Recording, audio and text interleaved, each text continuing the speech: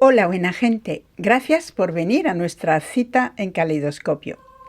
Entremos juntas en este santuario, un lugar para el nuevo tiempo.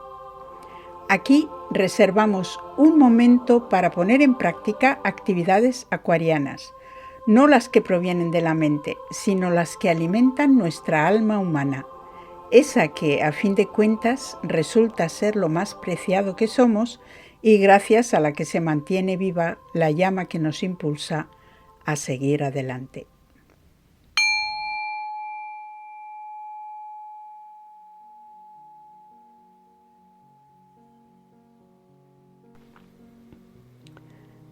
A lo largo y ancho del mundo hay lugares que los humanos percibimos como especiales.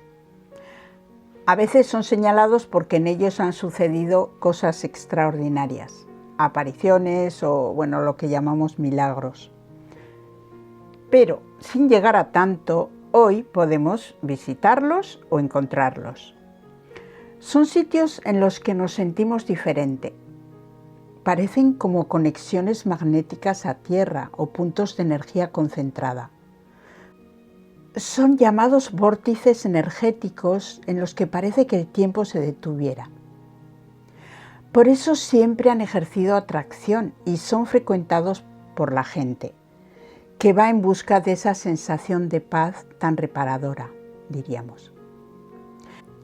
Recuerdo cómo me impresionó lo que sucedía en el bosque energético de Mar del Sur, en Miramar, Argentina, donde cualquier rama se acomoda y encuentra una posición estable desafiando las leyes físicas. Y una misma también se sentía así, como encontrando su lugar de una forma natural, sin violencia.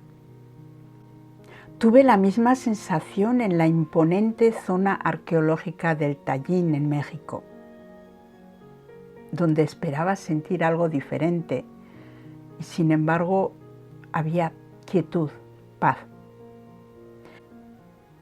En ciertas zonas del planeta y en épocas en las que la religión quería asentarse y expandirse, se tenía por costumbre construir en esos sitios ermitas o santuarios.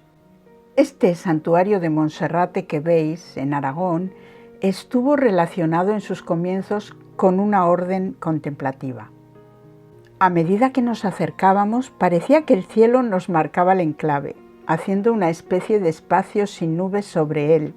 En la foto no se aprecia tan bien, pero era impresionante. Las nubes que lo rodeaban parecían estar afectadas por un tipo de ondas que se detenían en un punto, dejando un espacio despejado.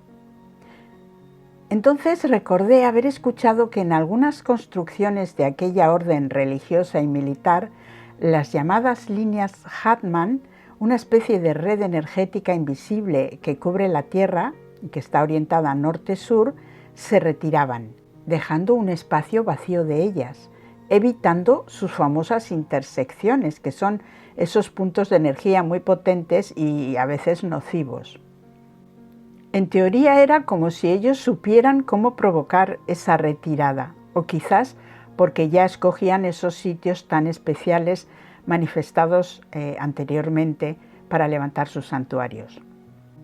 Generalmente en las historias que relatan el descubrimiento de estos puntos hay involucrado un árbol o, en más ocasiones, una planta, que habitualmente es un espino o una zarza, y que señala el punto exacto del vórtice.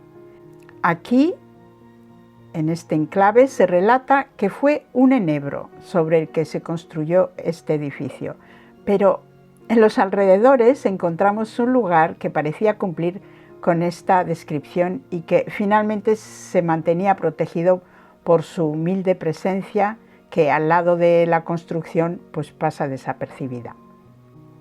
De nuevo, en lo invisible y como actividad acuariana, es muy interesante sentir lo que las visitas a estos lugares nos ofrecen. La idea de señalar y proteger estos vórtices con santuarios es buena, pero lo mejor es que puede inspirarnos, ya que todas y todos somos un templo que está habitado en su interior por la misma energía sagrada. Cuidémosla. Gracias por venir a esta cita en Caleidoscopio y hasta la próxima, en la que nos volveremos a encontrar. Hasta la próxima aquí en Caleidoscopio, un buen lugar para tener una cita y compartir. Agur.